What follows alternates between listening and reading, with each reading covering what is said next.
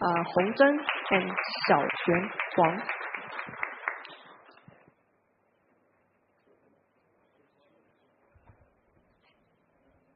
It's okay, we take time. Yeah, thank you.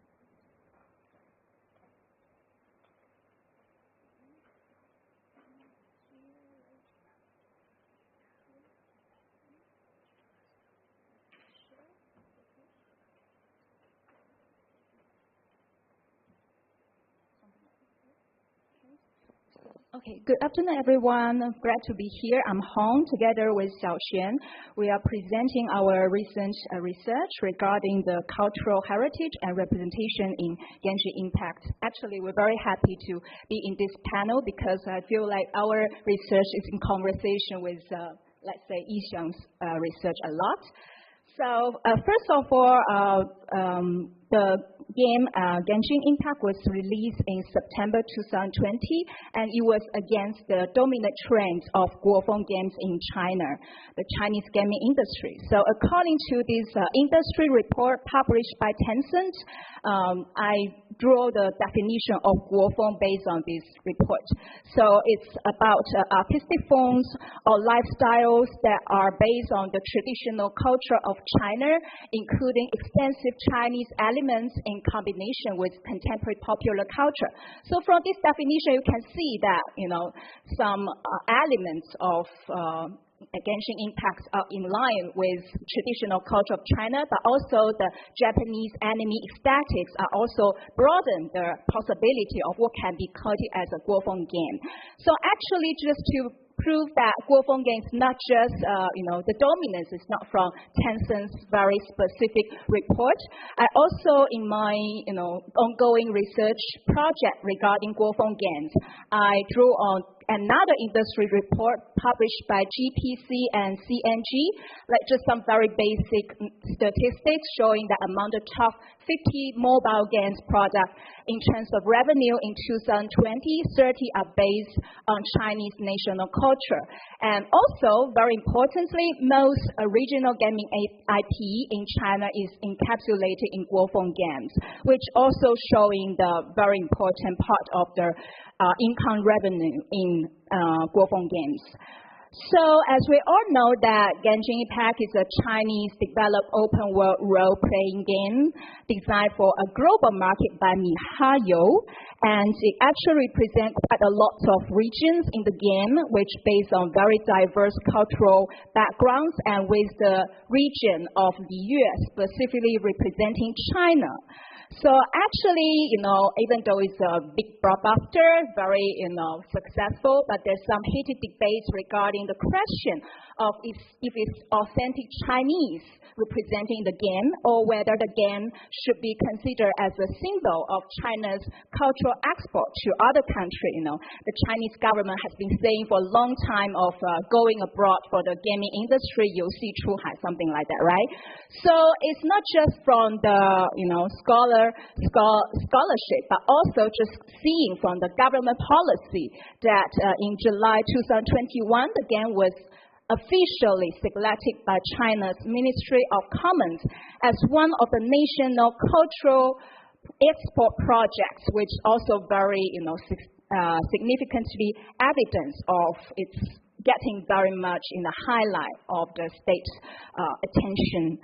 So against these backgrounds, we addressed two research questions.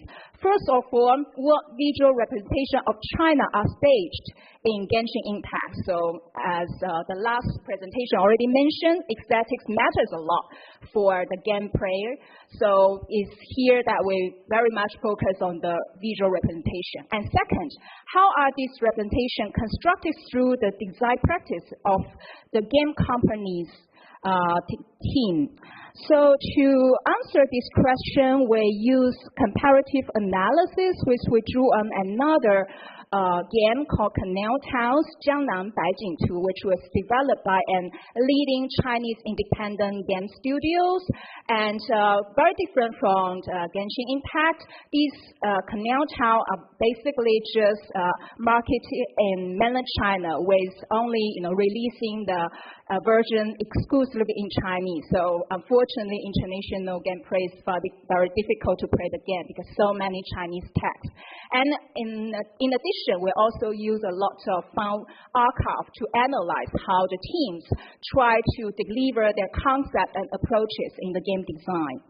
So first of all, I would like to introduce the Canal Town. So as you can see, that this game was heavily inspired by the very famous Chinese painting along the river during Qingming Festival, Qingming Shanghe Tu. And you can just see from the bridge scene that is very similar, the design. And also the design team will draw on lots of research regarding the historical vernacular wordings of everyday practices in the Yangtze River town. So actually in the game, there's multiple towns all surround the Yangtze River, and during the town, you can build different type of architecture. So actually, after the game was released, after 1 year after, the design team published this book, specifically talking about the art design of this game. And in this book, actually documents nearly every design aspect of the games, including architecture, plans, characters, objects, and festive scenes. It also describes how the team of graphic designers conducted research on the evolution of traditional Chinese painting aesthetics. So I would like to play a very short clip.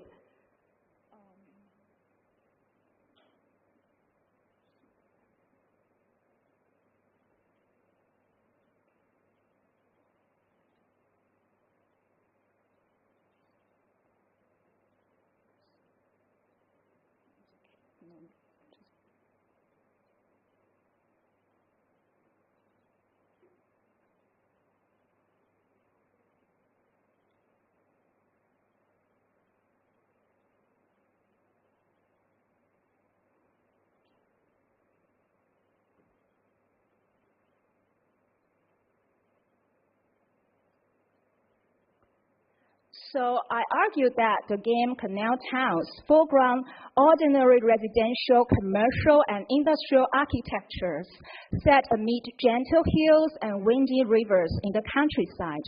Gameplay experience are structured around daily practices and spatial routines, emphasizing quotidian social relations instead of spectacle, which are very, very different compared with the Liyue region in Genshin Impact. So from now, I'll pass the time to Xiaoxuan. Thanks to beautiful Professor Hong. Well, the most Guofeng titles focus on the domestic market. Genshin Impact was built for a global consumption. So as a smart hit from China, it has sparked a fascinating debate regarding its Chineseness, and especially for how it represents the nation to those outside of it. So this situated Liyue, which is the region we see here. So here we are going to show how the design of the Liyue used iconic Chinese heritage to create the spectacular nature, landscape, and urban and architecture design of a virtual traditional Chinese city that is visually legible and highly exportable to the world.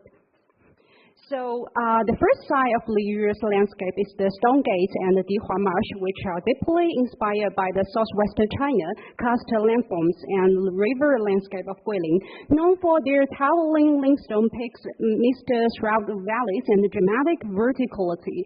So these geological features inform Liyue's natural landscape, creating a spectacular spatial experience. So the paragraph here is the explanation from the game designer's view of how they designed the Dihua Marsh according to the amazing landscape in Guilin, China.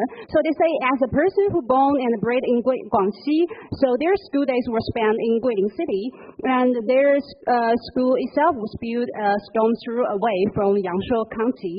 So according to the visualization, the area of Liyue should have an ocean of flowers that springs to life beside water.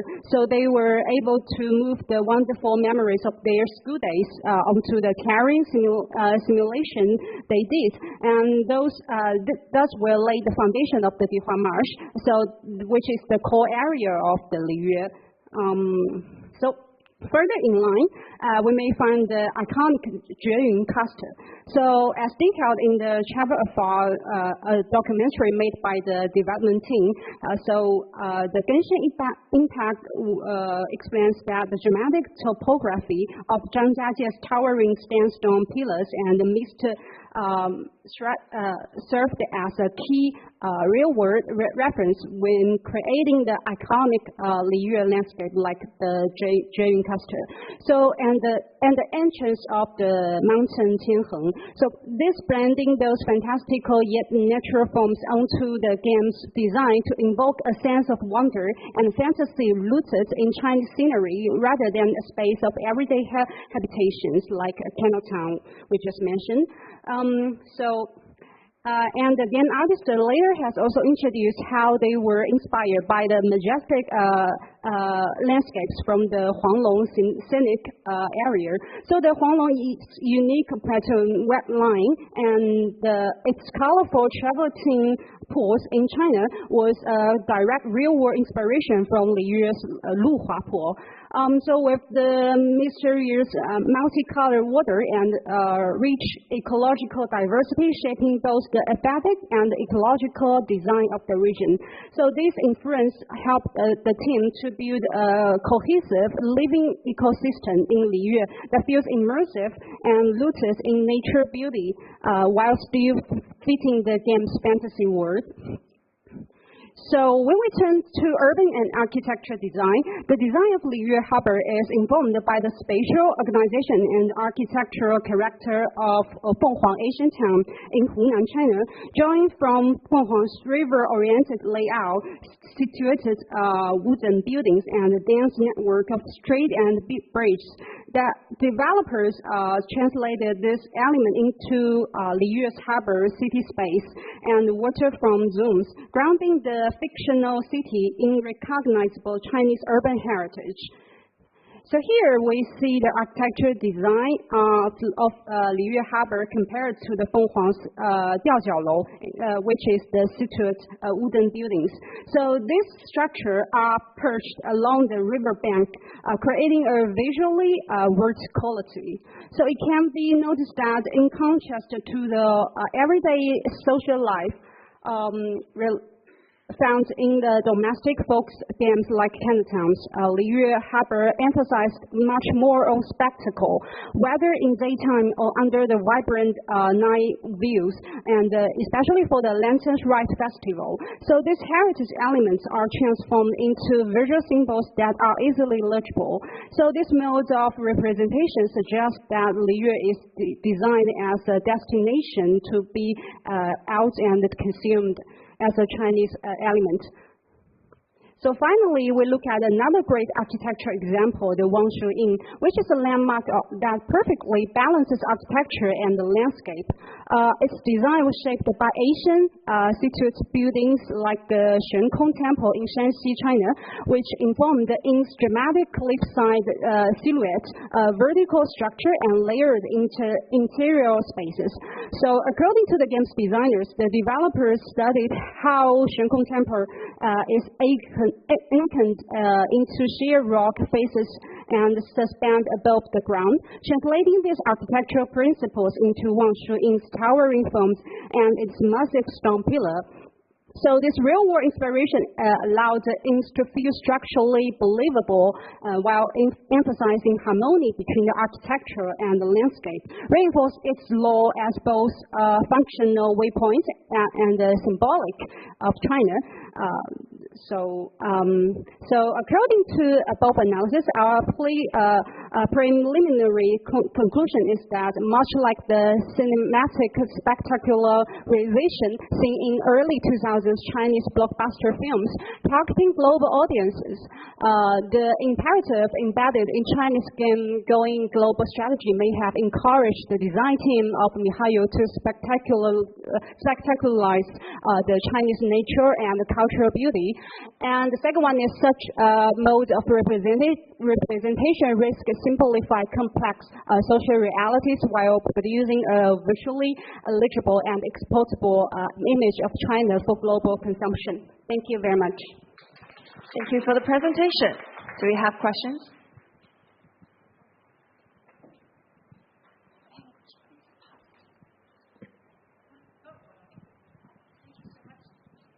Thank you so much for your presentation.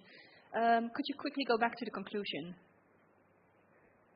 What complex social reality does it risk simplifying?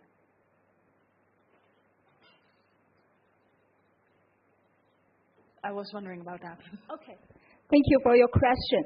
Yes, I agree with whatever storytelling narratives, especially when into a very entertaining mainstream product, cultural product, no matter it's games or films or even popular literature, is very easily facing this risk. But we're more like talking about specific in Guofeng flame, that we compare the first game with the second game, right? So we think that the first game, based on more the preliminary idea is, for example, for the graphic design team, they really want to dig into the very long history of the Chinese paintings, aesthetics. So, and also the back then the Ming Qing dynasty, how people's everyday life spatial relationship, perhaps. So I think maybe you may say that it's very easy that we pick one game to compare with another game, but I think it's more like we specific different categories of game. The first type is more like they give some more ways for the game designer to experiment what kind of artistic elements they want to do. And the second one, maybe they have more like some stress from the revenues behind. So they more or less, I think they try to bombard the visual elements more instead of some narrative that embedded in some details designed. That's what I try to say. Yeah, hope that answers your questions. Thank you.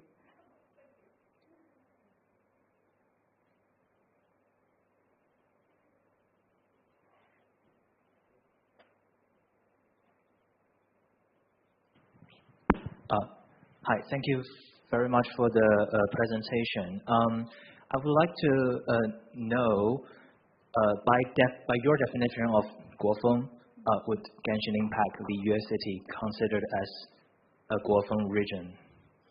So if according to the previous definition of Guofeng, I think yes, it's actually very, you can say it's a very loose definition, both by the industry and also by a lot of ongoing discussion. So it's not just me that saying that, the game Genshin Impact have some Guofeng elements. It's also by the other scholar talking about the Chinese-ness of the game. And also we found, the call for papers of this conference, you will saw that, scholar talking about how the game make use of Chinese elements such as Cantonese cuisine and Peking opera, right? So it's actually a lot of discussion based on the Guofeng elements already. Yeah. Because I was a bit confused after you start talking and comparing these two games. Because what's the reason you think these two games are comparable?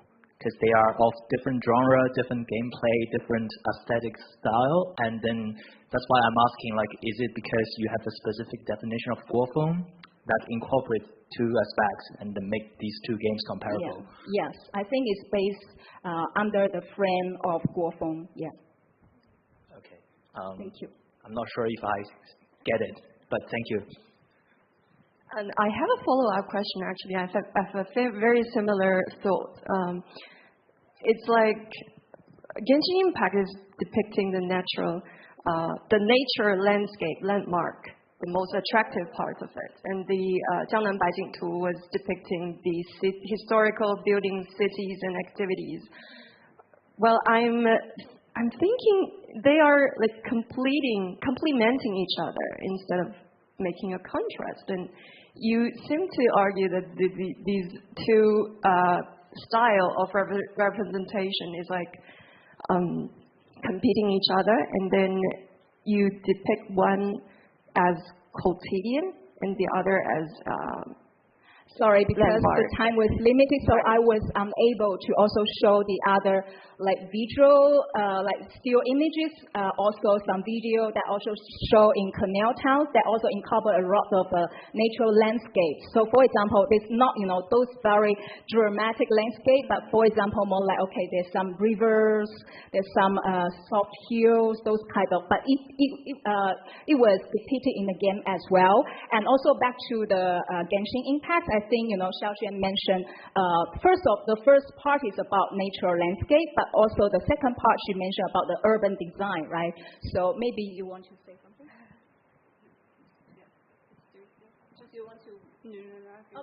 Okay, so yeah, she also mentioned about some urban designs and also the architectures in the Genshin impact. Yeah, so I think that's why it's comparable, yeah.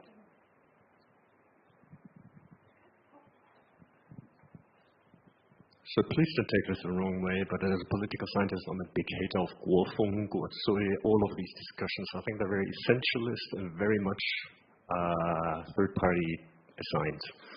If I look at my own interviews with Mihoyo in specific, they never had intention, any Guofeng or Guozui description to be the reason for creating Liyu. They just wanted a Chinese region within there, but never essentialized it, never wanted it to be something special, be it a soft power export or something like that.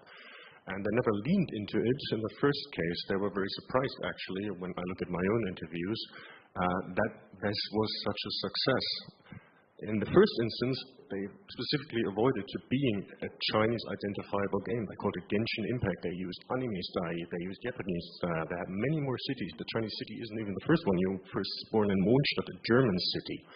So making an academic discussion specifically around Guofeng, I don't think that is very helpful. Mm-hmm. So I may answer this question.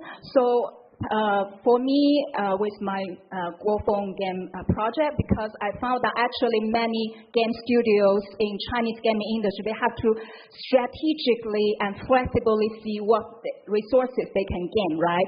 So even though in China, as I think people know here, that the censorship problem and also lots of stress that the game studio will face from the government. So there's sometimes they see that, okay, they can maybe, provide some response from the government's agenda, therefore to trade in some encouragement or endorsement from the government side that will enable them to, avoid some problem. That's how I see, and also the Coconut Island Games, they specifically working with some cities in the Jiangnan area, like Shaoxing or other cities, because they see that the local government can endorse them and help them to, if they have some controversies.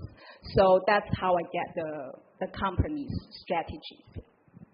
Thank you.